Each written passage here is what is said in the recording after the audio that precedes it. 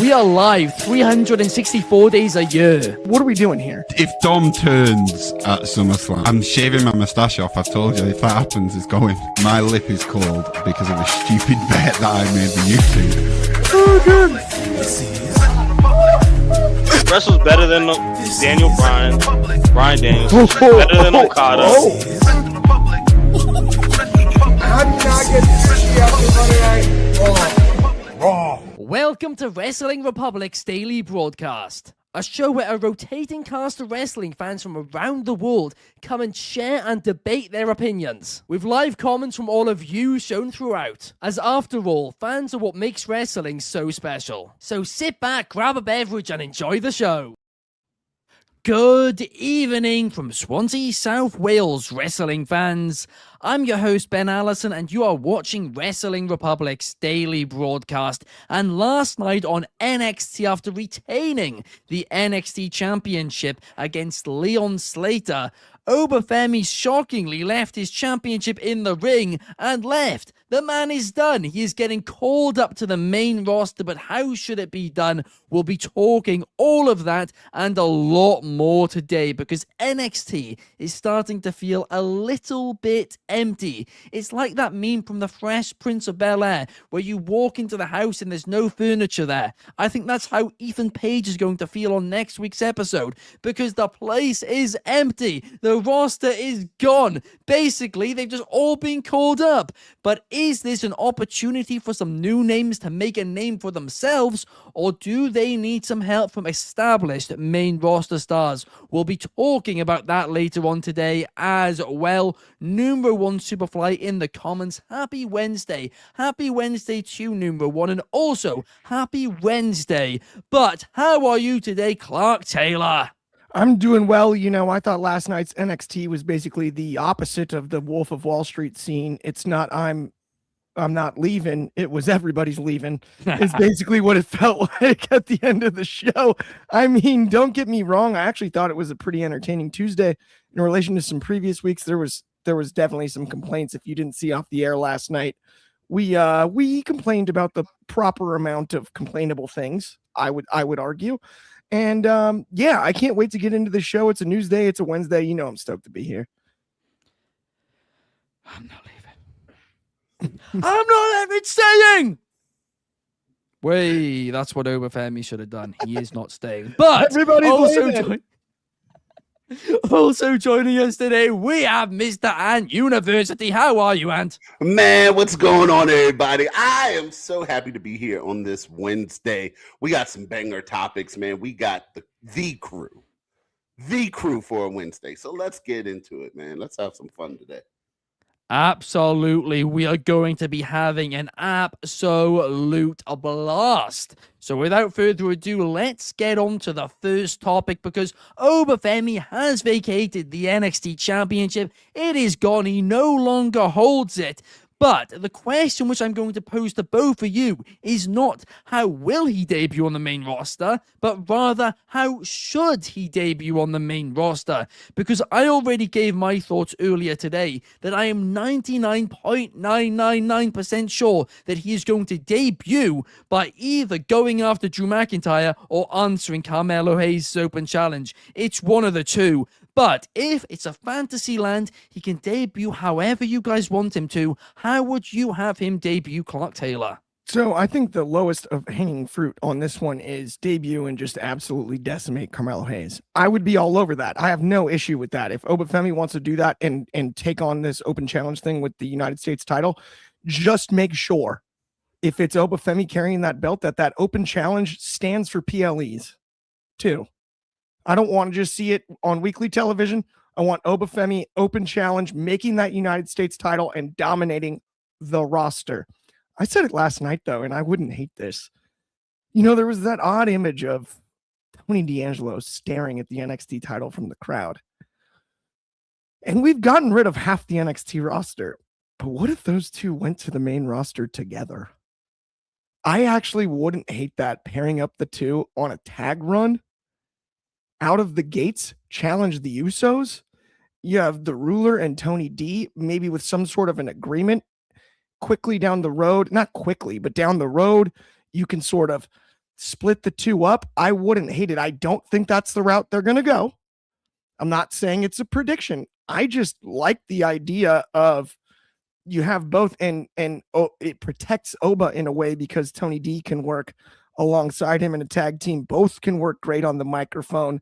You can talk about taking over various different things like the tag division, various parts of the main roster, given Tony D's history as a mob boss, given the ruler nickname that you have for Oba Femi. I actually wouldn't hate that. That's a fantasy world, though. I don't think that's what's going to happen. I think the answer to the question is absolutely what I presented in the first half, which is Carmelo Hayes. The bell is answered by Oba Femi, and then nobody can answer the bell the rest of the year. I just hope that they don't mess that up. Clark, you know me, I like out there ideas, and I really do respect the fact you went for something very out there with that one.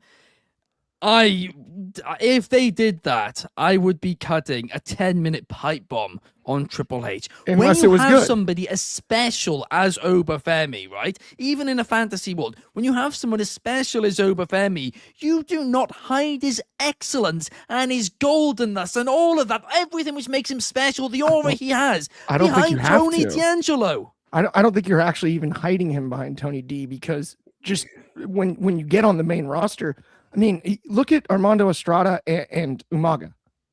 Obviously, Armando wasn't wrestling, and I'm not asking for Tony D to be the manager. But what I'm saying is presenting that he's got the ultimate in his back pocket, Oba Femi, unbeatable force, and running through the tag division. And Oba can be the ruler until he finally decides not so much. You have a built-in rivalry, and you know the two can work together, because guess who's one of the first, I think he was the first person to beat him in NXT, and that's Tony D'Angelo. So the respect factor is there, and you have a built-in rivalry to start the singles run. I don't think we're ready to send him to the deep waters of the world title picture yet. I think Oba Femi's really? outstanding. You don't think he's ready? I don't think you go straight to the world title picture on the main roster. No. That's why we just talked about the United States Championship. Or we didn't even mention the IC title as a possibility, but it could be. And that's where let me ask you a question, I think, Clark. Do you think Triple H just reprogrammed your brain a little bit here? Because, look, back in the Ruthless Aggression era, back in the Attitude era, we'd have people get called up to the main roster and within 3 months be in the world title, WWE title pictures. In the Ruthless Aggression era, though, we hadn't previously seen them. So it's a completely different contextual... Actually, it should be more. Because now we know they're a bit less it's way green. Easier to present somebody that nobody knows anything about than somebody that a portion of the audience is aware of their history. We watched him lose to 6 DDTs from Ricky Saints this year, Oba Femi. We all saw that. Let's not lie to ourselves. We didn't watch any of the losses that Brock Lesnar or John Cena or Randy Orton or Dave Bautista or any of those guys took in OVW. We didn't watch a single one at that time. So you're bringing in a completely fresh canvas to paint. That's not the case with Oba Femi. And it doesn't mean that he hasn't been protected. And I think also laying the title down last night was the exact right decision. 100%. I agree. But immediately now then throwing him into a Punk feud, a Cody feud, any of that top of the card. I mean, what are we going to send him out against Gunther? Is he going to retire Gunther? Is that how we start this? We know he's on SmackDown though, but we know Oba's on SmackDown. We don't know that. In fact, the last couple of weeks, nope. The last couple of weeks, they've actually stopped airing the teasers on SmackDown, and they've only been on Raw. So right now, we actually genuinely, signs are pointing towards Raw. Now, I agree with you, Atnew. I do think it's going to be SmackDown, but for whatever reason, they are teasing Monday Night Raw actively. Now, this is what I would personally do. In a fantasy world, I don't think they're going to do this, but this is what I do. I think the first half they're going to do, the second half they won't. The first half is I'd have him take out Drew McIntyre after the Cody match this week. Have that be built through the Royal Rumble, have that be built to WrestleMania, and do that match at WrestleMania. Drew McIntyre cost him his WWE Championship shot at Saturday night's main event, and Drew McIntyre can't get away with that. At WrestleMania, have Oba Femi defeat Drew McIntyre. Then Backlash have Cody Rhodes, who I do think is going to be walking out of WrestleMania WWE champion, no matter who he's against, do Cody Rhodes over Femi. Don't know if you guys are familiar with New Japan. Kazuchika Okada, the Rainmaker Shock. His first major match in New Japan, he won, since coming back from his excursion, he won the World Championship. That's what I would do. Backlash, have the Oba Shock, not the Rainmaker Shock, the Oba Shock. Have Oba defeat Cody Rhodes and win the championship post-WrestleMania, the part of the year where you don't need an established draw to hold the title. Do it. You don't need to wait 18 months for somebody to hold the big prize. Sometimes you got talents who are good enough to hold it straight away. They need new stars and they need them now, and Obafemi is that guy. And I can hear you're disagreeing. I want to get your thoughts. Yeah, man, it's okay for both of you to be wrong on how you introduce this man. Like, it's right there, and I don't know how you guys don't see it. You don't put him in any kind of title picture as soon as he comes out. You don't have him destroy Mello. What you have is you have Obafemi. You know, you can have a stare down with Mello where he's looking at the Intercon or the U.S. Championship and contemplating taking the open challenge. And then you have someone who, to my knowledge, I don't think Obafemi ever faced in NXT. Look at him and go, hey, you know, if you want to get in that line, it starts behind me, and that person be Ilya Dragunov. In the first match that we get for Obafemi's debut is Obafemi versus Ilya Dragunov. You have two young guys who are super. Ilya's established at this point. He had a decent run. He got hurt. He came back, won the title from Sammy. He has been an honorable champion, and they have just built him up the past couple weeks to be that psychopath that he is. So you put Oba with him for that first match, and you're immediately elevating Oba to the casual fans as someone just as intense and as just as intense and can be charismatic. So that way, if he is on SmackDown, he's not interfering with Trick, because you got Trick with Sammy. He's not interfering with Mello and what Mello has going on. And from there, you can build up to a WrestleMania match with Drew McIntyre, because Oba hasn't forgotten. You have Obafemi eliminate Drew from the Royal Rumble. That starts a feud there. That gives you the match at WrestleMania. Oba gets a huge signature win in a big match at WrestleMania. That could start elevating him to the main title, to the WWE championship there. That's how I would have it. I wouldn't have him go after a title first night. But yeah, no, I just think it's written right there. If he goes to SmackDown, you put him with Ilya Dragunov, and you just let people see chaos, just war inside the ring. I'd love to see that match. Don't get me wrong, Andrew, but this is what I will say. I argued with Shard about Ilya Dragunov extensively a couple of months ago, defending him. I'm a big fan of Dragunov. When Obafemi arrives on the main roster, it needs to be a shock. It needs to change the scene. With all due respect to Ilya Dragunov, it would not do that if it was Dragunov, because Dragunov is a new name. Drew McIntyre is established. He owes him one. Now, maybe Obafemi, after Drew's match with Cody Rhodes, just takes out Drew McIntyre, destroys him. Drew McIntyre's out for a month or something. And in that time, Oba's first match is with Ilya Dragunov. I'd love that. But I don't think the way he debuts can be to confront Ilya Dragunov, because I just don't think that's enough of a shock to, for the size of the magnitude that Obafemi is. Well, I will say this. If you ever, again, in a week where I stayed up until 4 a.m. and drank a pot of coffee to watch Wrestle Kingdom, ask if I'm familiar with New Japan Wrestling again. It wasn't at you. It was at. It wasn't. Well, it wasn't you said at you. You when you looked right at me. I knew what you meant by comments. It. Yeah, well, I am familiar, and I hear you on that. Backlash should be a really cool place to do it. I actually do like that idea. Ilya Dragunov is a great call. I will say this, though. I prefer it if he was still the U.S. champion, right? Like, that's where now Mello, to me, makes more sense. But Ant, I do hear where you're coming from. Like, if he was still the U.S. champion, it's still the open challenge, and he answers that one, then yeah.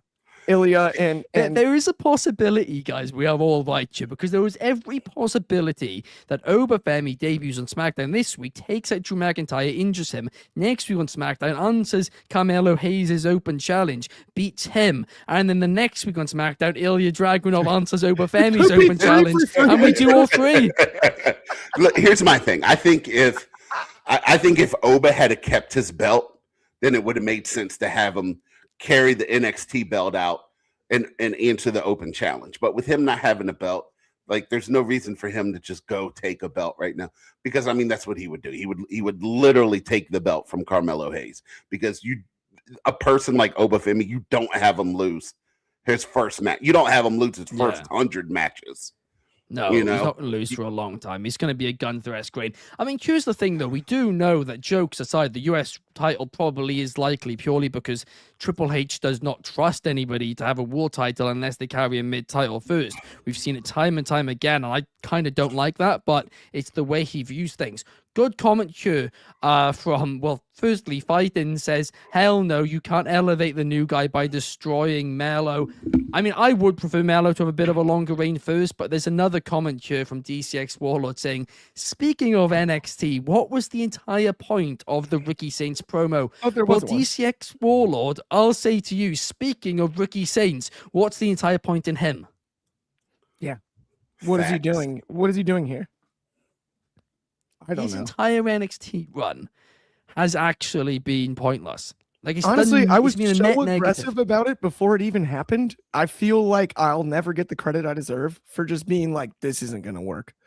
Like, that was my initial. It should have worked. This has been bad booking. Oh, of course it shouldn't have. I just saw it from a mile away. I kept saying the grass isn't always greener. The grass isn't always greener. The grass isn't always greener. And the expectations were so high. He was going to get his push. It was going to happen. It just didn't work out. The world needs jobbers. Yeah. The world needs jobbers. Ricky Saints, LA Knight, they're all jobbers. Let them just be. If you're about to say I said the same thing about quote. I said the same thing about Blake Monroe. Should we replay the Thea Hale match? Oh man. Well, yeah, I think Blake Monroe's gonna be a big deal. I think you are wrong with her, Clark, and I think she's gonna get the call up in spite of the run. I think it's been fine. I said I think everybody made a mistake in that. I don't think that was Blake. I've already said this. I don't think that was Blake Monroe's fault. In fact, I think there was 3 people who made bigger mistakes than Blake Monroe in that spot. One of them was Thea Hale. One of them was the referee. One of them was the announcer, and actually a 4th person was the one who played the wrong music. Yeah. So it's all Blake's fault. I get it. Okay. Yeah, that's what we'll say. DCX Warlord wants to see Oba versus Ilya. Look, I think we all do. I think that was a great shout from Ant You, but just not first, in my opinion. But complaining about things, Finn Balor went on Clark's favorite podcast, Cody Rhodes' What Do You Want to Talk About show, and he spoke about NXT UK, and his exact quote was, "It starved all the indies. I feel like there was probably a huge negative effect, but slowly the independent scene is starting to rebuild." Ladies and gentlemen, it's a historic day. This is a day which is going to go down in the history books. This is a day which we are going to tell our grandchildren about. This is a day which will be inscribed in stone of fossils found in thousands of years' time, because this is the first day in history that a Tottenham fan has ever said something factual. I cannot believe it, but Balor is completely right. It destroyed British wrestling for years and years and years. Did it make a few great stars such as a Gunther, such as an Ilya Dragunov, such as a Rhea Ripley, actually, because she made her name firstly in NXT UK as well? Yes, but I'm going to be honest, I think you could have done that on the main, on NXT, just normal NXT. So to be honest, I agree with Finn Balor, Clark. I don't think he could be any more spot on. And by the way, I saw this, my very first appearance on the Wrestling Republic YouTube channel was on a Take It to the Table episode with Chaos. And I told Kobe very eloquently that NXT UK would be the next thing to close their doors. And they did. NXT UK took so much away from the UK independent scene. It's not even funny. The fact that Progress has survived the way that they have and even thrived since the NXT UK era and whatnot is mind-blowing to me and absolutely off the charts. I could not agree more. Like 1,000% yes, Finn is correct. The scene is better now. NXT UK was like, if it's baseball, that was AA to AAA, because you weren't getting called from NXT UK to the main roster. You were getting called from NXT UK to NXT, then to the main roster. And that's the scariest part, but it got eyeballs as if it was a bigger deal than it really even was, because the talent level was so high. And it's a fascinating time in wrestling history to look back upon, because there was a lot of positives when it came to NXT UK, but there was always the whisper about the negativity that it caused to the independent scene, and that it caused as far as talent development and opportunities for certain wrestlers that maybe didn't have opportunities, but were from the UK in an NXT UK, but were doing well in other promotions and whatnot. It is fascinating to look back in hindsight. I think Finn Balor got that one great. I do think it was his second best quote from that interview, but I won't mention the one that I think was great. Yeah, the other one was Clark is referencing is that he smokes a certain substance while working out, I believe, is Cracked me the up. quote. Good for him. Yeah, I mean, very interesting conversation there, I will say that. DCX Warlords says NXT UK gave us plenty of stars like Noam Dar, Kaylee Ray, Mandrews, Flash Morgan Webster, Gunther, Rhea Ripley, Ilya, Subculture as a whole. I mean, the first few names you've named there, I'm going to be honest, I think would be bigger deals now if they'd stayed in the UK scene for a few more years without NXT UK. I truly do believe that, because they were on an upward trajectory, which actually went down after about a year into NXT UK, when it all started going downhill. I mean, Fernando doesn't agree. He says Finn Balor is wrong. Big Butch says that it's facts, and that Finn makes a great point.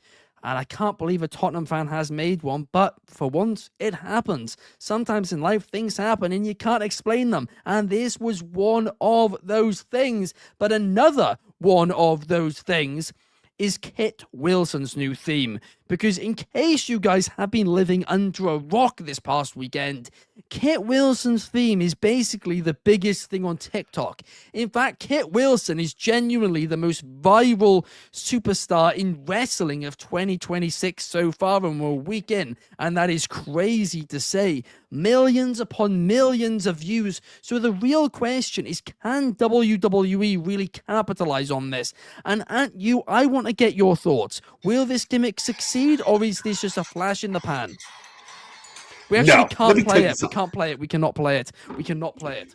We don't want to get copyrighted there. I wasn't playing anything. Here's the best part, right? Kit Wilson has the best theme song since Joe Hendry. I feel it can be that level of just stardom. Plus the toxic masculinity, everything about his character. Like, Kit Wilson is fun. I'm a little perturbed that Triple H is allowing Kit Wilson to be a single star before he does Montez Ford, but I digress, and I am still just excited to see where this Kit Wilson character goes. I really wanted to see him win last Friday. It was cool getting a returning Matt Cardona, but I caught myself rooting for Kit Wilson more than I was with rooting for Matt Cardona to win. We all know what Zack Ryder is. We all know what Matt Cardona is. But this new Kit Wilson with that, like, Def Rebel, you guys have ruined so much music, but you stick to your guns.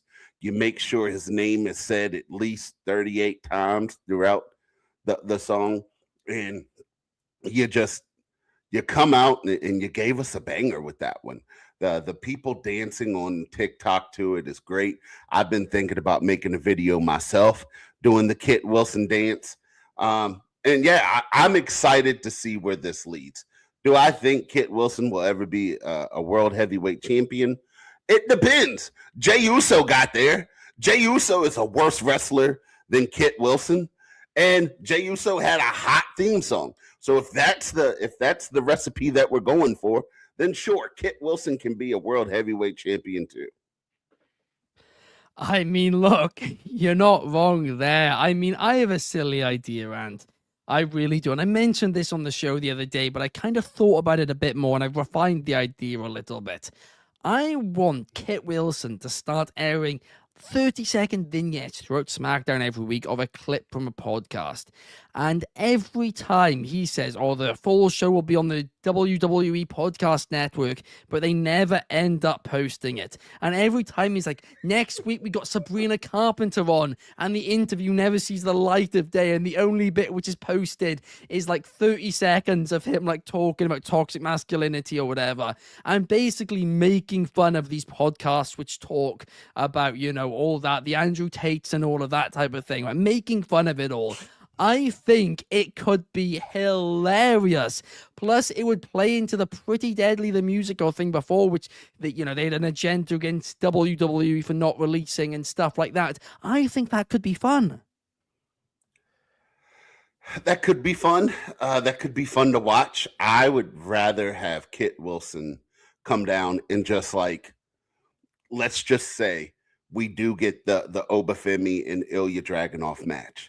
And Kit Wilson come down and like, and just in the middle of the match, like stop and look.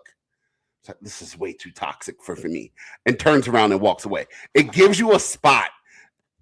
It doesn't like, it doesn't take away from the match. Can't do it. Right? Just I can't do this. Right? They but need it to just do that too. They need to do that. That's absolute gold. I can't do this. It Just just too toxic. I'm blown away, Ant, though, that obviously the timing of like you having that as your ringtone and getting a call right in the middle of the segment like that. Yeah. But I thought we were supposed to silence our cell phones during the. I don't actually think that helped us in any way on copyright. But we're fine. We're fine. Because we talked over it. We're fine. No, genuinely, Kit Wilson's theme song is over as anything. All of those, like the amount of comedy that you can get out of this. It is otherworldly, and like we've compared it to a bunch of different things. I think Kit Wilson can really actually carve out something pretty unique here, to the extent that maybe for the first time where we see a comedy character like this, they get over to an extent that it actually makes him a more taken seriously character. I think just the groundwork is laid, and that's something we've never really seen, is going fully that route. Yeah. Where you start to be taken like even more seriously. I think that's in the cards for Kit. Yes, the toxic masculinity part of it is a little bit limiting, I would say, in the long run. But just the work that he's put in. That's kind of what I'm saying, is the work that he's put in, what this can evolve into, I think can really change the trajectory for Kit Wilson. Because, we talk about age a bunch. He's plenty young.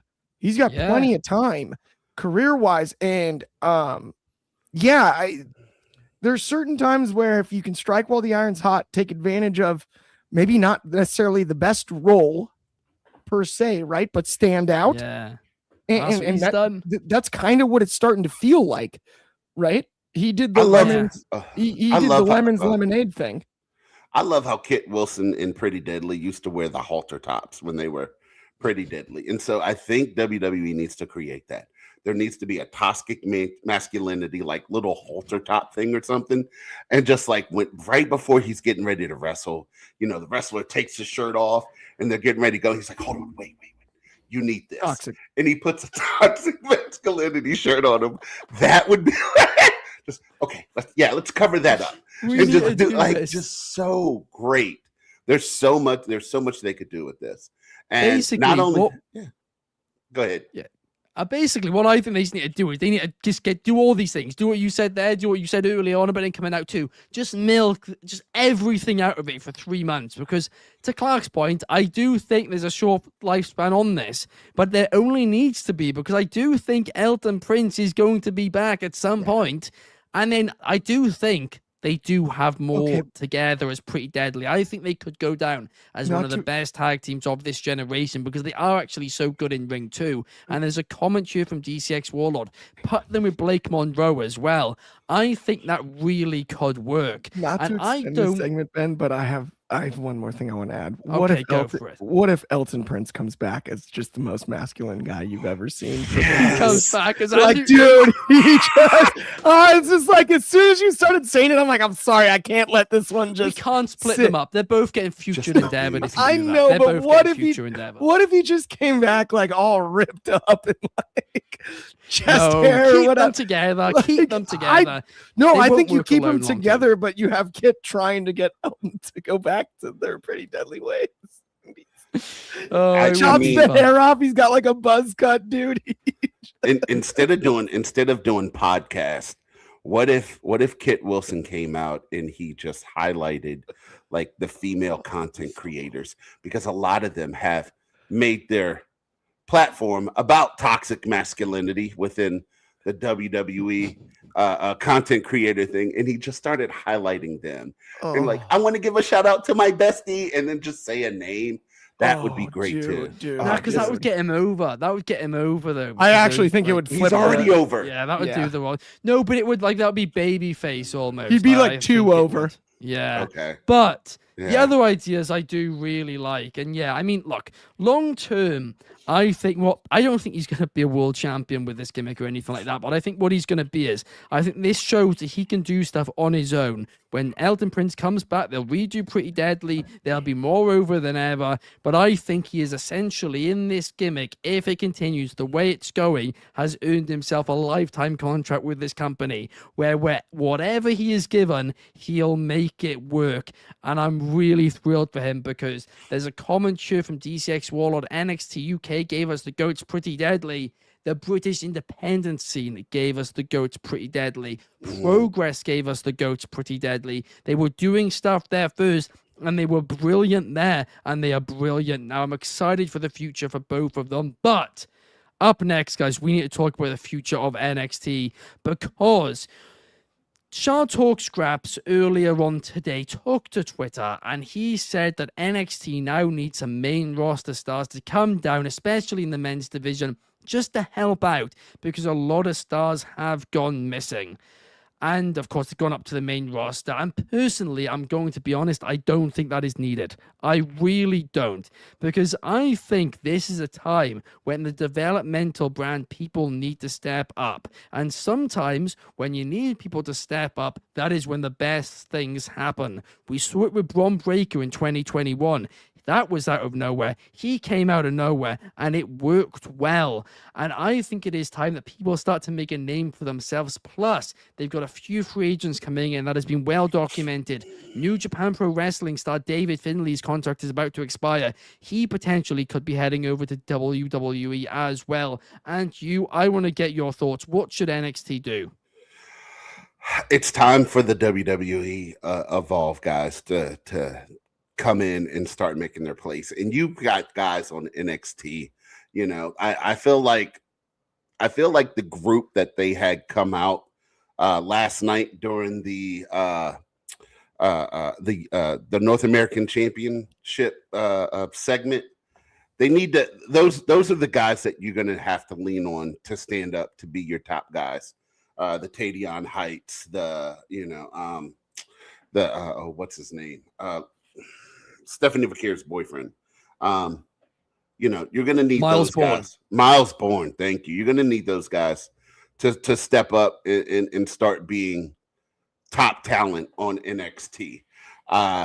Like there's a group down in Evolve, and I've just started watching Evolve regularly, but the guys swipe right. Oh, they are great. And I think they're ready as a tag team. They're ready to step up in the NXT and do good things. Was it the Evolve champion, Brad Baker or whatever his name is? I like he's good because Jackson Drake is pretty good. So I'm excited to see what those guys do, and I love the fact that WWE has given us LFG and given us Evolve, so you can be introduced to this next crop of stars and start to see them, working and stuff like that. Shiloh Hill is he was the bright spot of that turmoil before the Battle Royal next week. And every time, like when Shiloh Hill first came on the screen, I was like, I don't get it. I don't like this character. But the more he's on TV, the more I like it. So I think NXT doesn't need help. NXT needs time. It needs time to get these guys to where they're at. And, as I talked about today on Wednesdays, We Talk Wrestling, I feel like this is the best call-up group we've had in a while. Like, every single one of these guys are legitimate stars that are coming up. So NXT needs time. They don't need help. That's what worries me, though, a little bit, Ant, right? Because when they've done these call-up classes since 2016, there's not been a single one of them where more than one has succeeded. Now, I do think it's going to be different this time. I truly do. But it does just scare me a bit where I think it's harder to establish a bunch of names at once compared to a couple at a time. That's what does worry me a little bit. There may be certain guys such as Javon Evans could get lost in the shuffle and stuff like that. But I hope that's not the case. I don't necessarily predict it'll be the case, but it is just a little bit of a thing to keep an eye on. But Clark, I want to get your take. Does NXT need some help from the main roster?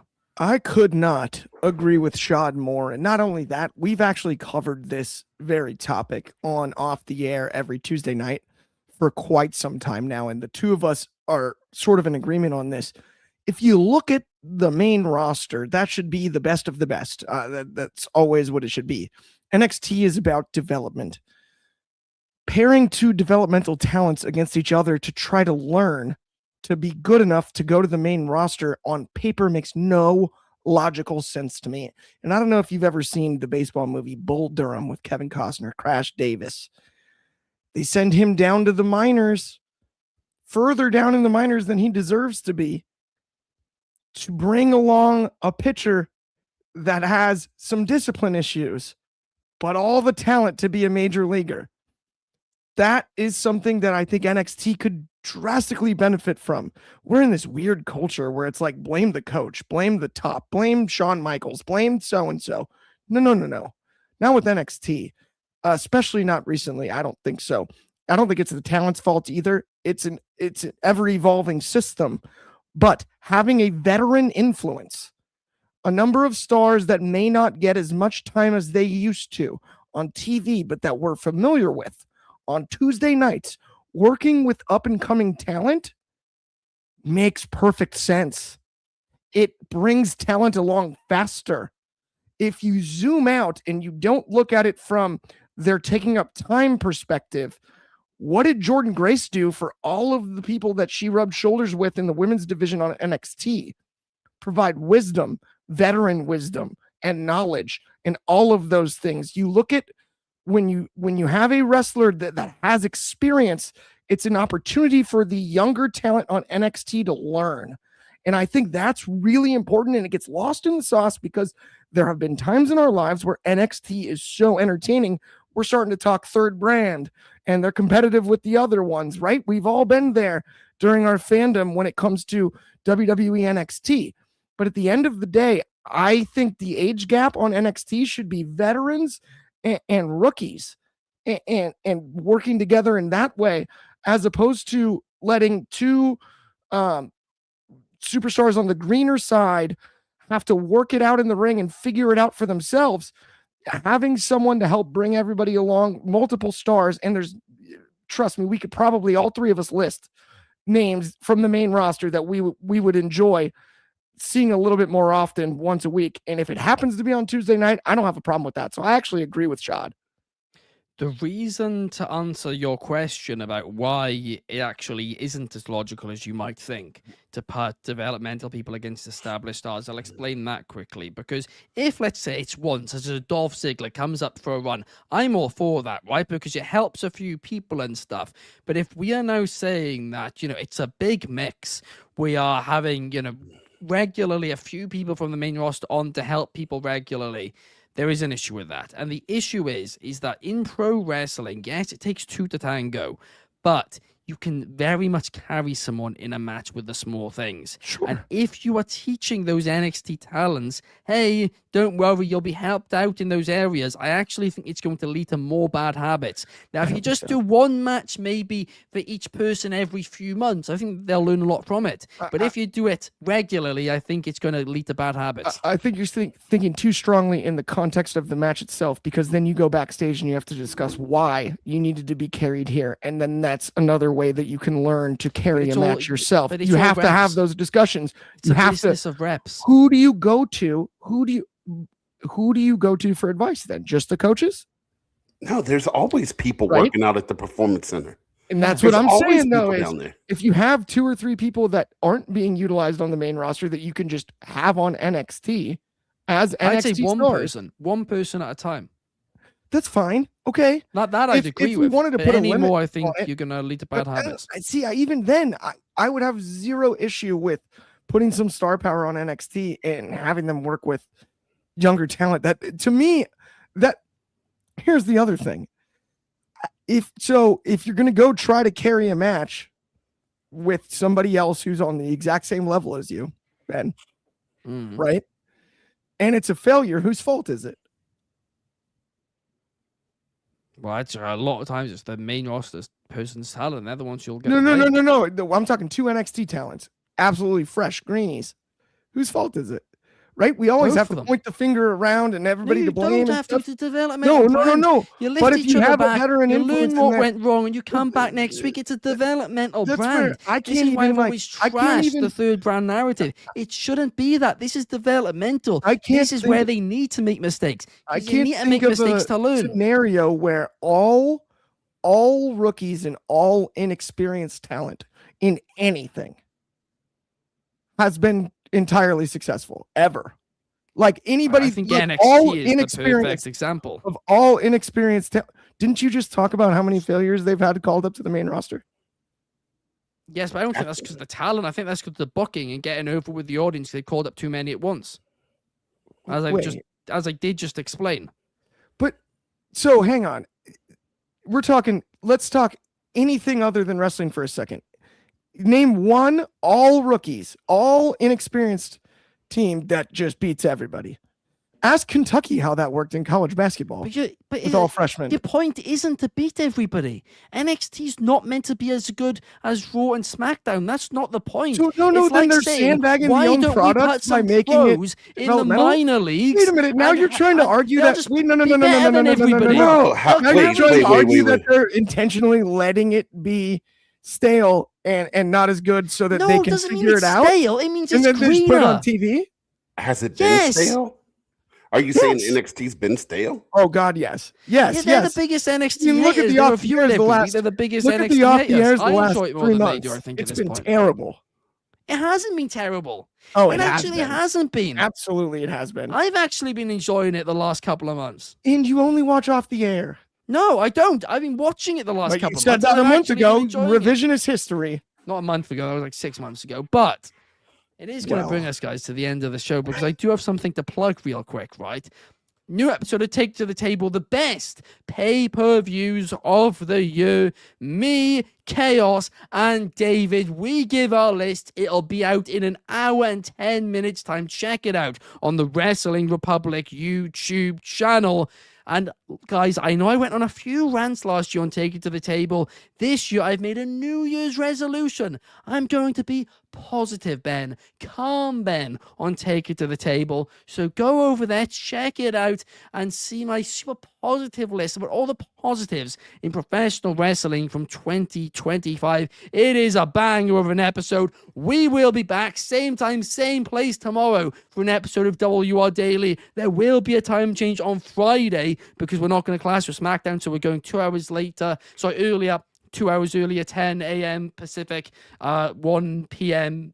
Eastern on Friday. But thank you, Clark. Thank you, Aunt You. And we will see you guys tomorrow. Peace.